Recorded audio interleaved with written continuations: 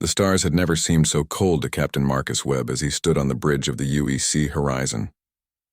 Through the viewport, he could see the remains of New Perth colony. Where 3 million people had lived just 48 hours ago, there was now only glass and ash. The entire planet's surface had been melted into a smooth, reflective sheet that caught the light of its sun and threw it back into space like a mirror. "How long until the rescue teams finish their sweep?" Marcus asked. His voice sounded hollow even to himself. "They already have, sir," his first officer replied quietly. "There are no survivors. The heat was too intense. Everything organic was vaporized in seconds." Marcus closed his eyes. New Perth had been a farming world. Families, children, people who had never even seen a weapon in their lives. They had done nothing wrong except exist in space that the NIGMA Empire wanted. The NIGMA had appeared 6 months ago at the edge of human territory. They arrived in ships that looked like floating mountains of crystal, each one larger than Earth's moon. Their first message had been simple and direct. They did not greet humanity. They did not ask questions. They simply stated that biological life was inefficient and that humanity would surrender all its worlds for proper use. Humanity had tried to talk. Ambassador Chen had spent 3 months in negotiations, offering trade routes, technology exchanges, and cultural partnerships. The NIGMA representatives had listened with what seemed like patience. Their crystalline bodies would shift colors as they processed information through their strange shared consciousness. Then they had responded by destroying New Perth, followed by Santiago Colony and then Riverside Station. "Sir, incoming transmission from Earth," the communications officer announced. "It's the Security Council. They're broadcasting on all frequencies. They want the NIGMA to hear it too." Marcus straightened. "Put it through." The image that appeared on the main screen showed the council chamber on Earth. All 7 regional representatives were present, along with the Secretary General, an elderly woman named Dr. Amara Okonkwo. Her face was tired, but her eyes were steel. "To the NIGMA Empire," she began, and her words were being translated into every language humanity knew, including the harmonic frequencies the NIGMA used to communicate. "We have tried peace. We have offered friendship. You have responded with murder. This message is your final warning. Withdraw from human space immediately. Cease all hostile actions. If you do not, we will respond with every resource at our disposal. We do not want this war, but we will not allow our people to die without consequence." The transmission ended. The bridge was silent for a long moment. "Do you think they'll listen?" the first officer asked. Marcus watched the ruined planet below. "No," he said. "They've conquered worlds for 50,000 years. They think we're just another weak species that will break easily." He was right. The NIGMA response came within an hour. It was not a message in words. It was another attack. The colony on Artemis 7 simply stopped transmitting. When scout ships arrived, they found the same scene. Glass and ash, silence and death. The war had begun. Over the next 3 months, the NIGMA pushed deeper into human territory. They moved slowly, deliberately, like they had all the time in the universe. Their crystal ships could regenerate damage almost as fast as human weapons could inflict it. Their technology was ancient and refined. They had fought and won against 47 other species before humans. They had never lost, but humanity was learning. Every battle gave them new information. Every destroyed ship was analyzed. Scientists worked without sleep, studying the wreckage, the communication patterns, the energy signatures. The NIGMA shared a consciousness across their entire empire, connected through quantum resonance in their crystalline structure. It made them powerful. It made them coordinated. And humanity was starting to realize it might also make them vulnerable. Admiral Sarah Chen, no relation to the ambassador, stood in the war room deep beneath Geneva. She was looking at a holographic display of NIGMA territory. Red dots marked their worlds, thousands of them, spread across a quarter of the galaxy. Blue dots showed human colonies. Only 47 worlds clustered together like a small island in an ocean. "They're converging on Earth," her tactical officer said. 3 full battle fleets. "They want to end this quickly." Sarah nodded. She had expected this. The NIGMA were arrogant, but they were not stupid. They knew that if they destroyed Earth, humanity would fall apart. What they did not know was that humanity had been preparing for this exact scenario. How long until they arrive? 72 hours. Sarah took a deep breath. She pulled up a classified file on her personal terminal. The words Protocol Omega glowed red at the top. She had hoped it would never come to this. They all had. But the NIGMA had made their choice when they ignored the warning. When they decided that human life meant nothing. Send a message to all NIGMA command nodes, Sarah said. Tell them they have 72 hours to surrender unconditionally. Tell them this is their last chance. Tell them that if they attack Earth, we will end their empire forever. The message went out across every frequency. It reached the NIGMA fleets as they traveled through the void. It reached their homeworlds. It reached the Emperor consciousness itself, the ancient being that had led the NIGMA for 10,000 years. The Emperor consciousness considered the message for exactly 3 seconds. Then it laughed. The sound was like crystal shattering across a million worlds. Humanity was bluffing. They had to be. No species with only 47 worlds could threaten an empire of 10,000. The NIGMA fleets did not slow down. They accelerated toward Earth, ready to finish what they had started. They did not know that humanity had stopped bluffing the moment New Perth died. They did not know that the warning was not a threat, but a mercy. They did not know that in 72 hours their empire would fall silent, and they would never know. Because in 72 hours, the NIGMA empire would no longer exist to know anything at all. The NIGMA fleets arrived at Earth exactly on schedule, 3 massive formations, each containing 200 crystal ships, emerged from faster-than-light travel at the edge of the solar system. They were beautiful in a terrible way. Each ship caught the light of the sun and split it into rainbows that danced across their surfaces. They looked like art. They looked like monuments.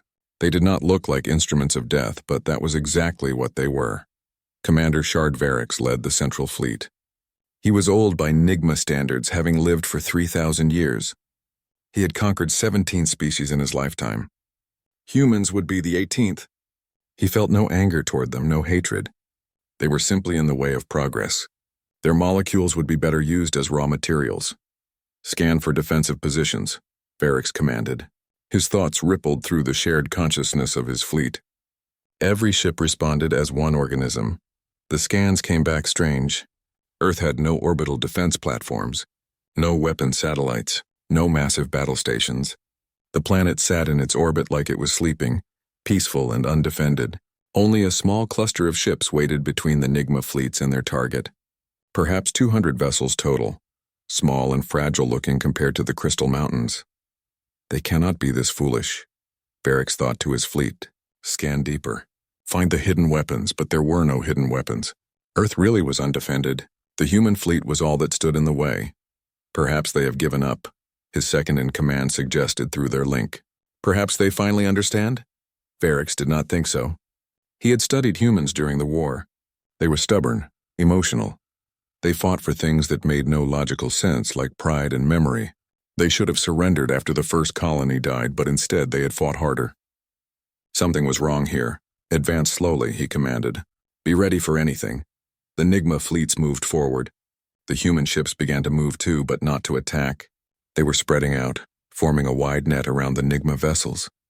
It looked like a defensive formation, but it was too thin to stop anything. Then the human ships began to broadcast. Not on communication channels, but on frequencies that made Varix's crystalline structure vibrate uncomfortably.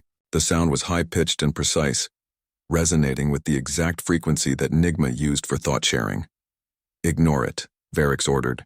It is just noise. Advance, but the sound was getting louder. And it was not just noise. It was a pattern, a signal. And somehow, impossibly, it was being picked up by the quantum resonance network that connected every NIGMA across the galaxy.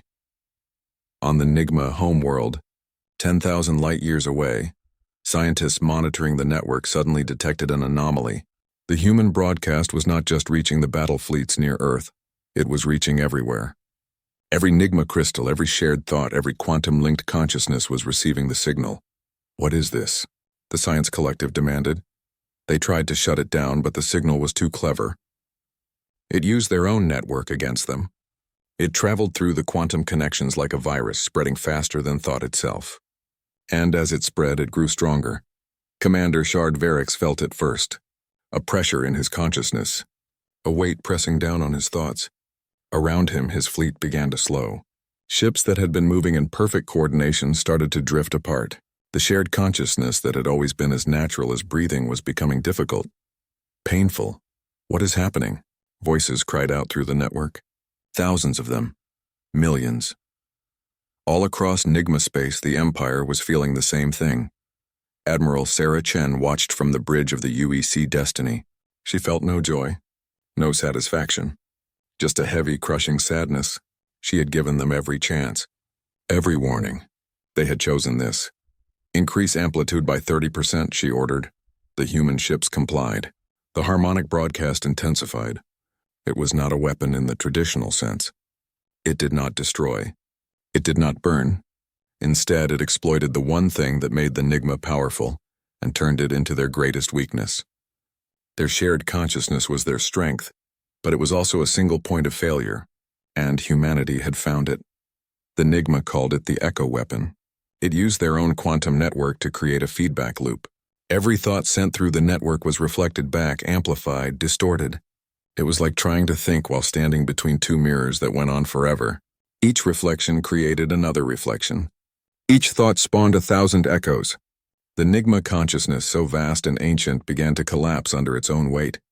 Commander Shard Varix tried to give orders, but he could not form coherent thoughts. His ships hung in space, frozen. Across the galaxy, 10,000 NIGMA worlds went silent. Cities full of crystalline beings stopped mid-motion. Ships hung dead in the void. The entire Empire, connected by the same network that had made them invincible, failed all at once. It took 96 hours for the collapse to complete. When it was over, the NIGMA Empire was gone. Not destroyed, not dead exactly, but frozen. Trapped in a state between consciousness and nothing, their bodies remained intact, their structures perfect, but the minds that had animated them were locked in an endless loop of their own thoughts. Sarah stood on the bridge and looked at the enemy fleet. 600 ships hung motionless in space, crystal catching starlight, beautiful and still. She could order them destroyed. Every military advisor recommended it. Better to eliminate the threat completely, but something stopped her.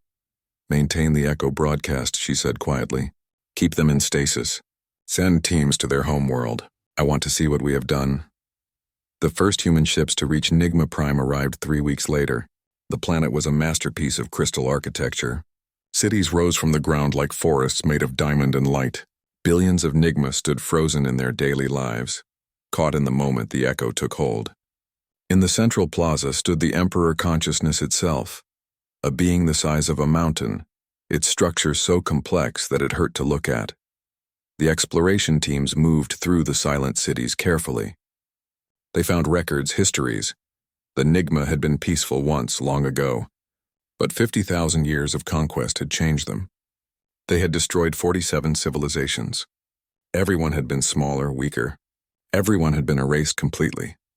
There were no survivors, no descendants. The NIGMA had not just conquered. They had exterminated. Sarah read the reports in her quarters. She thought about New Perth, about Santiago, about all the human lives taken without mercy. Then she thought about the frozen empire trapped forever in silence. She made her decision. We will not destroy them, she announced to the council. We will leave them exactly as they are, alive but silent. Let them be a reminder of what happens when you mistake human patience for weakness, when you ignore our warnings. The NIGMA Empire is gone, but their echo will remain forever. The vote was unanimous. Humanity sealed the echo weapon in the deepest vault on Earth, never to be used again. Around NIGMA space, they placed warning beacons. Any species that approached would see what remained of an empire that had ruled the galaxy for 50 millennia. The war was over. Humanity had won.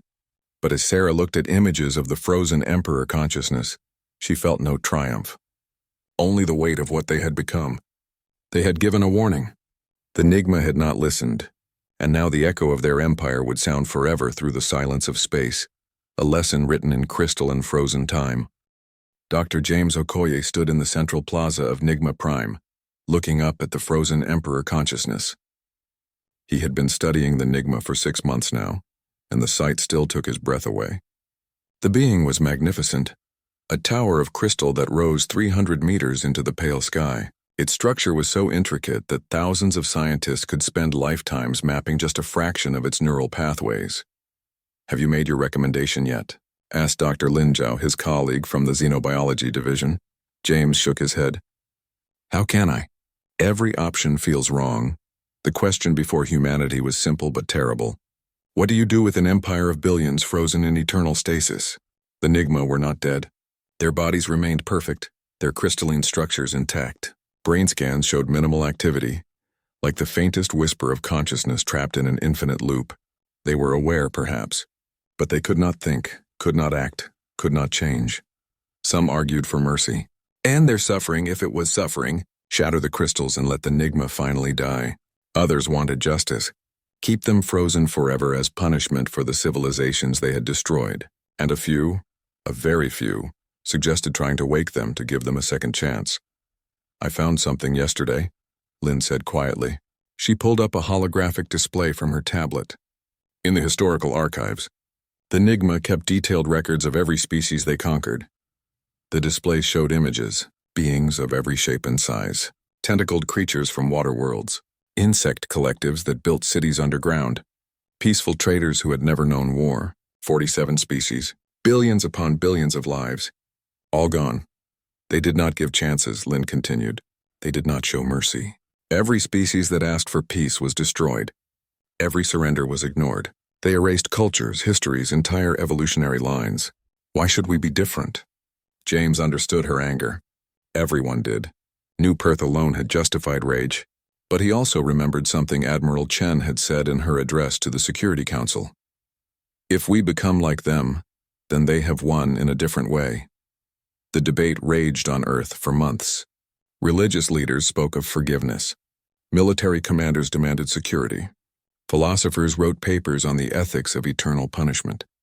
The families of those who died on New Perth held vigils, divided between those who wanted vengeance and those who wanted to move forward. Finally, Secretary General Okonkwo made an announcement.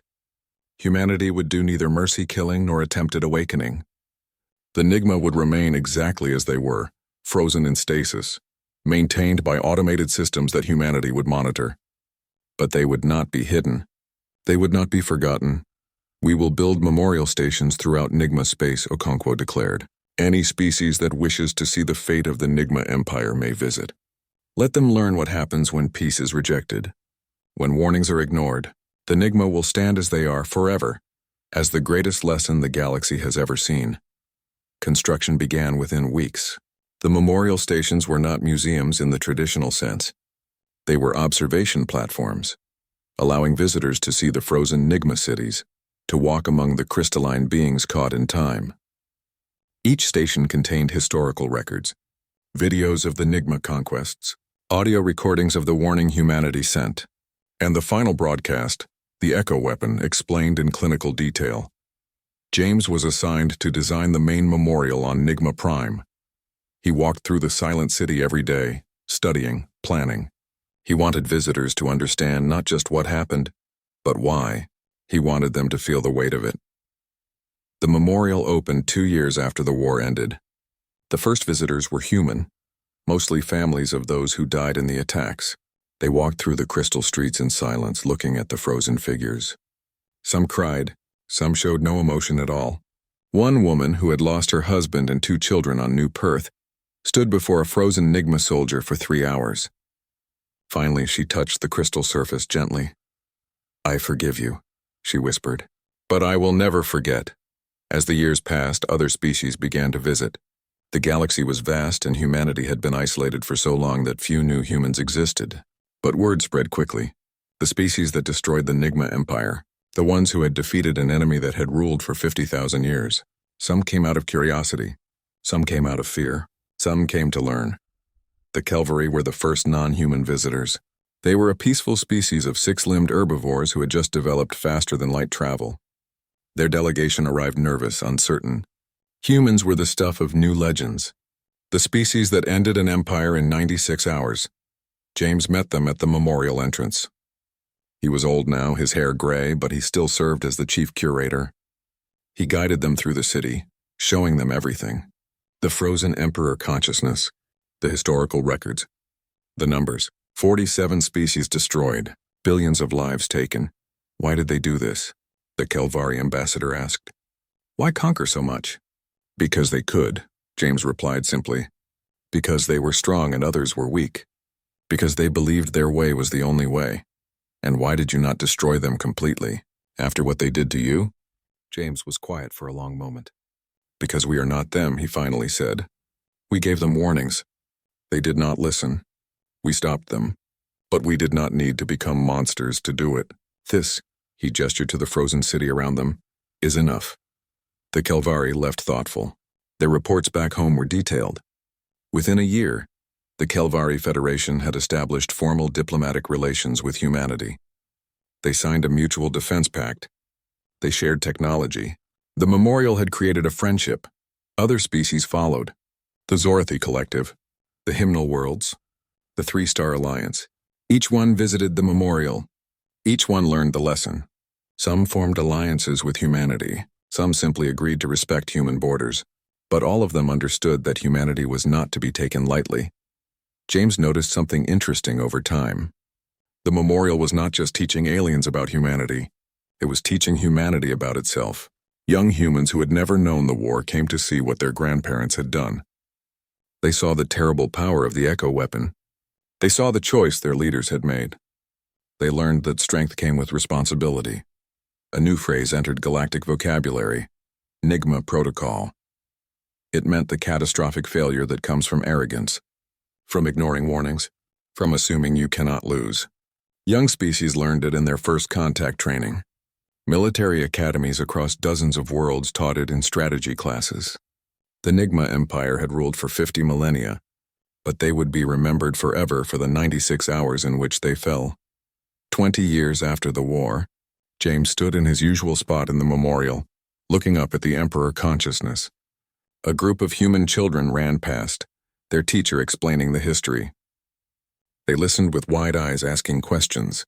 They would grow up in a galaxy where humanity was respected, feared, and trusted all at once. Was it worth it? A voice asked. James turned. An old woman stood beside him. She wore a simple dress and carried flowers. He recognized her, the woman from New Perth who had lost everything. Worth what? He asked gently. Keeping them alive. Like this? She gestured to the frozen crystal beings around them. James thought carefully. I do not know, he admitted. But I know that every species that visits here leaves with understanding. I know that we have had peace for 20 years. I know that the NIGMA will never hurt anyone again, but their existence prevents others from making the same mistakes. Is that worth it? You would know better than me. The woman was quiet. She laid her flowers at the base of a frozen NIGMA soldier. My husband always said that the best victory is the one that prevents the next war, she said softly. I think he would have agreed with this. I think he would have said it was worth it. She walked away slowly.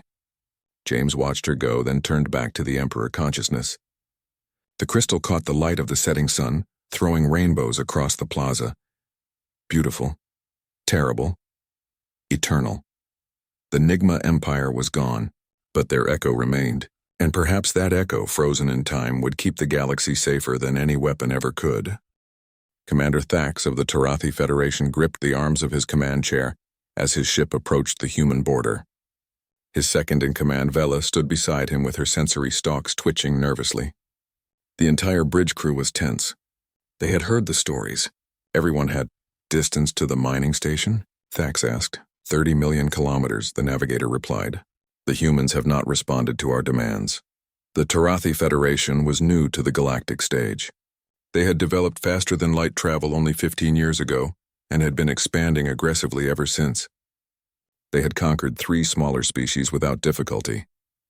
Their military doctrine was simple: take what you need, destroy what resists. It had worked perfectly until now.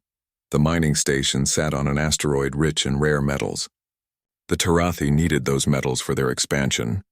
The station belonged to humanity, but it was isolated, far from any major human colonies.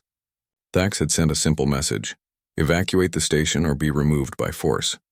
The humans had 48 hours to comply. The humans had responded with a single word: no. Now the deadline had passed. Thax had brought a full battle group, 20 ships armed with the best weapons the Tarathi could build. The mining station was defended by a single small vessel, barely larger than a shuttle. The humans were either insane or suicidal.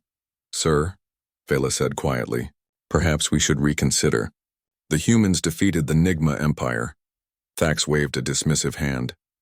The NIGMA were old and slow. We are young and strong, and look at them. One tiny ship against our fleet. They are bluffing. Sir, I really think we should visit the memorial stations first. Standard protocol for all species encountering humans is to— I know the protocol, Thax snapped.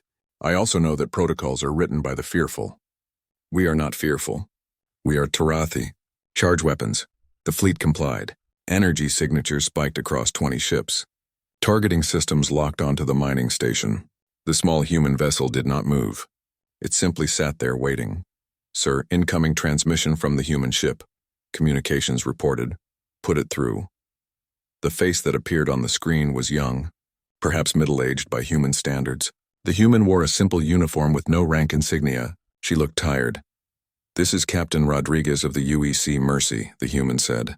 You are in violation of the Treaty of 2898. You have 40 seconds to power down your weapons and withdraw. This is your only warning. Thax laughed. The sound was harsh, echoing across his bridge. 1 ship against 20. Your warning means nothing. Evacuate now or be destroyed with your station. The human's expression did not change. Then you have chosen. May your gods forgive you because we will not. The transmission ended. Thax felt a moment of doubt, just a flicker. Then he pushed it away. Fire. The Tarathi weapons discharged. 20 beams of concentrated energy lanced toward the mining station. They should have turned it into vapor. Instead, they hit something else. A shield had formed around the station, shimmering like water. The weapon splashed against it harmlessly. What is that? Thax demanded. His science officer was working frantically. Unknown technology. The energy is being absorbed and redirected into— The small human ship moved. It had seemed tiny and harmless, but now it accelerated with impossible speed. It was between the Tarathi fleet and the station in seconds. And then it did something that made no sense. It began to broadcast. The sound was painful to Tarathi hearing.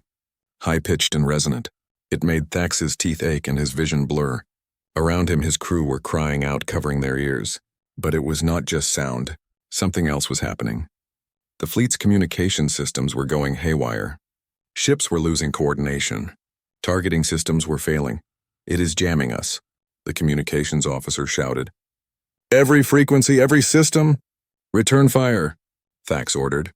Destroy that ship. But the fleet could not coordinate. Each ship was firing independently, and the human vessel moved like it knew where every shot would be before it was fired. It dodged and weaved through the barrage, never slowing, and all the while that terrible sound continued. Then human reinforcements arrived. Not a fleet. Just 3 more ships, each the same size as the Mercy. But these 3 were enough. They formed up around the mining station and released something into space. Small devices, thousands of them, spreading out like seeds on the wind. What are those? Phala whispered. The devices activated. Each one began to broadcast the same jamming signal. The effect was immediate. The Tarathi fleet went completely dark. Power failed. Life support switched to emergency backup. The ships hung in space, crippled and helpless. Captain Rodriguez's face appeared on every screen in the fleet simultaneously. Your ships will remain disabled for 6 hours. Then power will return automatically. You will leave human space and not return. If you do return, we will not be so merciful. Tell your leaders to visit the memorial on NIGMA Prime before they make any more threats. You have been warned. The transmission ended. The Tarathi fleet drifted powerless for 6 hours. When the systems finally came back online, every single crew member was silent. They left human space without firing another shot. Thax was removed from command upon his return. His superiors were furious. He had nearly started a war with the species that had ended the NIGMA Empire. The Tarathi Council held an emergency session. They debated for 3 days. Finally, they made a decision. A diplomatic ship was sent to the memorial on NIGMA Prime. Ambassador Keltha led the delegation. She was old and wise, and she had argued against Thax's mission from the beginning. Now she walked through the frozen crystal city with human guides, seeing what the NIGMA had been. What they had become. How many species visit this place each year? She asked Dr. Sarah Okoye, the granddaughter of the original curator. About 200 different delegations, Sarah replied. Some come multiple times. It has become a rite of passage for new spacefaring civilizations. Keltha stood before the Emperor consciousness. She had read the histories. 50,000 years of conquest, 47 species extinct, billions dead, and then humanity, with their warnings and their mercy, had ended it all in 4 days. Why did you not destroy them? She asked. After what they did? Sarah had answered this question 1,000 times, but she always thought carefully before speaking. Because destroying them would have been easy. What we did was harder. We made them a lesson. Every species that comes here learns that humanity gives warnings. We try peace first, but if peace fails, we do not hesitate. The NIGMA learned that too late. We hope others learn it in time. Keltha returned to Torathi space with a full report. The council read it in silence. Then they did something unprecedented in Torathi history. They issued a formal apology to humanity. They offered reparations for the threat, and they requested a treaty of friendship and mutual defense. Humanity accepted. Within 5 years, Torathi and human scientists were working together on joint projects. Torathi merchants traded freely in human space. Young Torathi attended human universities. The species that had almost gone to war became allies. Other species watched and learned. The hymnal worlds had been planning a border dispute with humanity.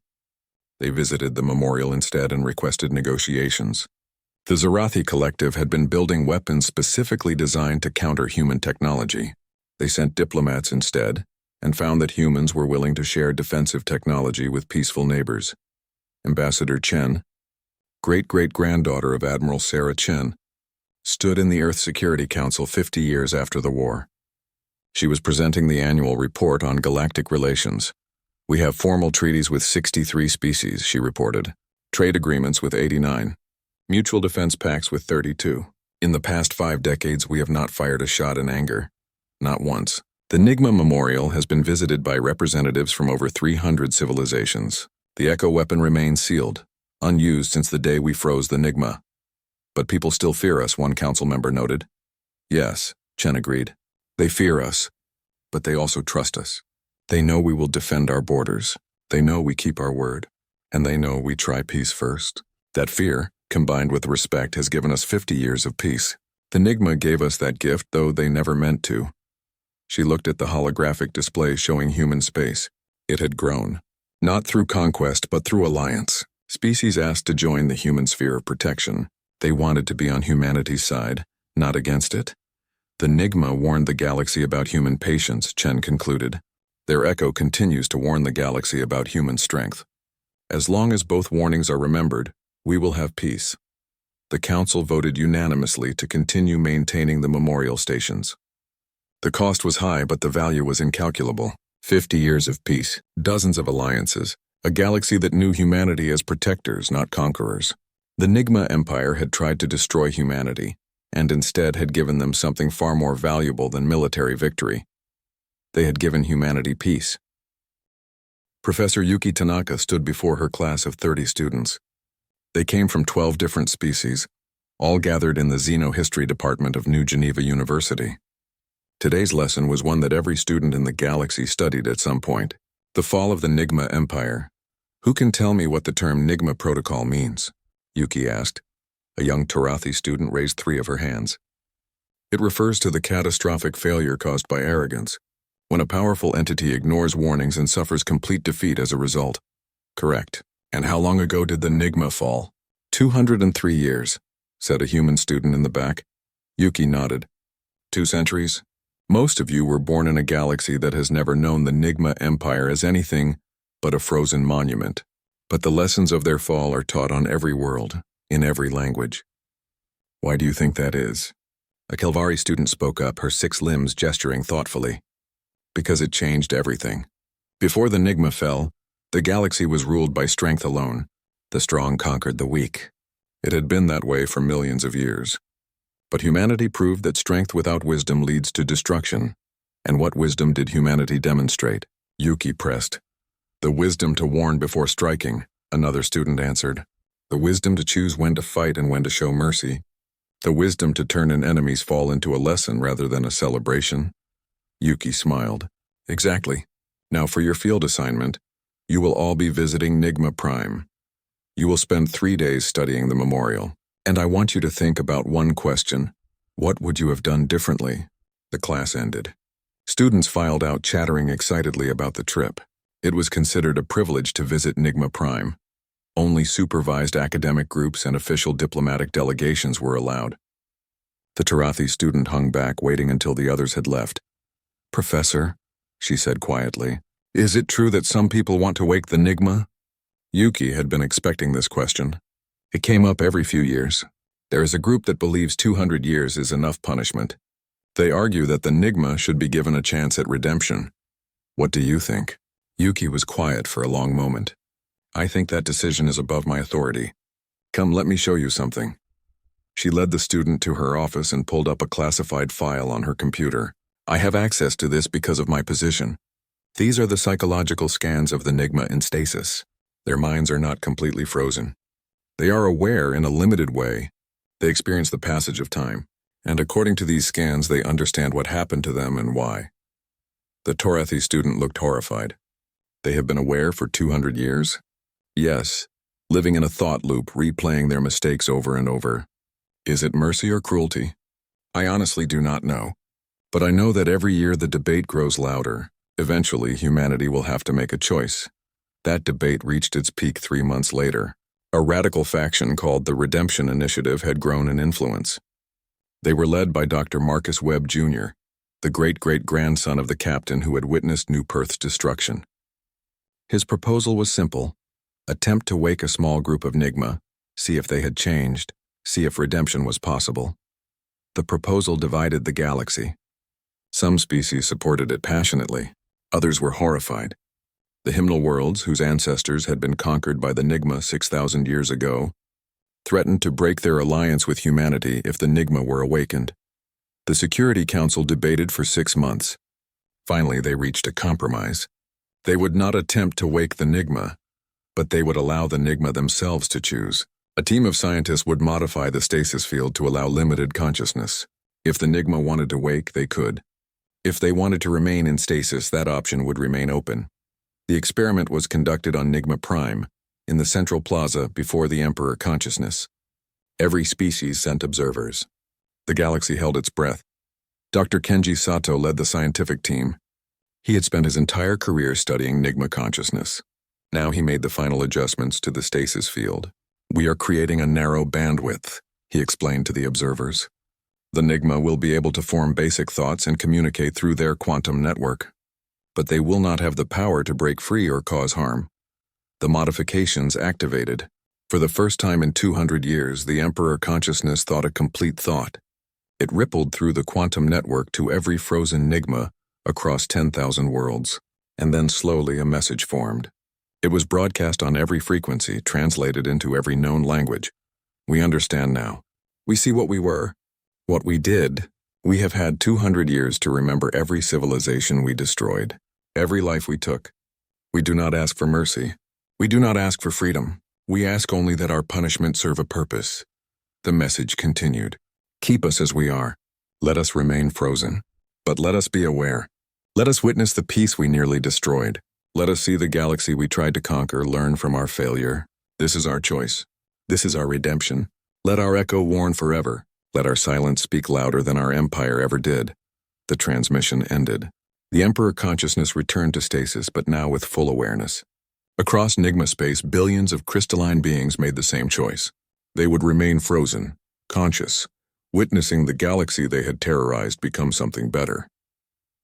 The decision shocked everyone. Humanity had offered freedom in a limited form, and the NIGMA had refused. They had chosen their punishment. They had chosen to become eternal guardians of the peace their fall had created. Yuki brought her class to NIGMA Prime 2 weeks later. They stood in the central plaza looking up at the Emperor Consciousness.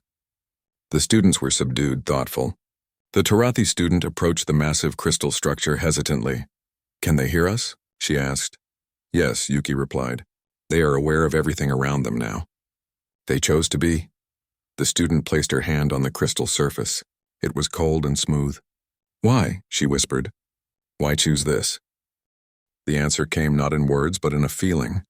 The quantum network that connected all NIGMA carried something to the student's mind. Regret, understanding, a desperate need for their suffering to have meaning. They had ruled for 50,000 years through fear. Now they would teach for eternity through example. The student pulled her hand back, tears in her eyes. I understand, she said softly. That moment changed everything. The redemption initiative dissolved. The species that had protested were satisfied. The NIGMA had made their choice, and it was a choice of atonement. The debate ended, but something else began. Students from across the galaxy started visiting NIGMA Prime in greater numbers. They would stand before the frozen empire and meditate, learn, grow. Teachers used the NIGMA as the ultimate example of how power without wisdom leads to ruin. The memorial became more than a warning. It became a school. 200 years after the fall, Ambassador James Chen stood in the Security Council. He was the 6th generation of his family to serve humanity in this way. He was presenting a proposal. The NIGMA have been in aware stasis for 6 months now. In that time, visits to the memorial sites have increased by 300%. Conflicts between species are at the lowest level in recorded history. The NIGMA's choice to remain frozen has had an impact we never could have predicted. They have become teachers. He paused, looking at the faces around him. Representatives from dozens of species all working together in peace. I propose we formally recognize the NIGMA as guardians of peace. Their empire is gone. But their echo has become something more. It has become the foundation of galactic civilization. They warned us not to mess with humanity. Now they warn everyone not to choose conquest over coexistence. And they do it not through fear, but through the weight of their own regret. The vote was unanimous. The NIGMA were declared guardians of peace, an eternal reminder of the cost of arrogance. Ceremonies were held on NIGMA Prime. Representatives from 300 species came to pay respects not to an empire, but to teachers who had learned their lesson too late but chose to teach it anyway. Yuki returned to NIGMA Prime with her students one last time before her retirement. She stood in her usual spot in the plaza. The students had scattered, studying different parts of the memorial. She looked up at the Emperor consciousness, its crystal surface catching the light of the setting sun. Was it worth it? She asked quietly. She did not expect an answer, but she felt something through the quantum field, a presence. The Emperor consciousness was listening. 200 years ago, humanity gave you a warning. You did not listen, and in 96 hours your empire fell. But in falling, you gave the galaxy something it had never had before. You gave us peace. Not through your strength, but through your weakness. Not through your conquest, but through your defeat. So yes, I think it was worth it. I think your echo will sound forever. And every time it sounds, someone will choose peace over war. Someone will heed a warning. Someone will learn. The sun set over NIGMA Prime. The crystal city glowed in the darkness, beautiful and eternal. The empire was gone, but the echo remained. And in that echo, the galaxy heard not a threat, but a promise. A promise that humanity would always warn before acting. A promise that wisdom would triumph over strength. A promise that 200 years ago was written in crystalline time and would never fade. A student approached Yuki in the growing darkness. Professor, what do you tell people when they ask if humanity was right to do what they did? Yuki smiled. I tell them that humanity gave a warning. The NIGMA chose not to listen, and now the echo of their choice protects every species in the galaxy. I tell them that sometimes the greatest mercy is not forgiveness, but allowing consequences to teach. And I tell them that the NIGMA Empire died 200 years ago, but in dying they finally found a purpose worth living for. They warn the galaxy every day with their silence. She looked up at the stars beginning to emerge in the darkening sky.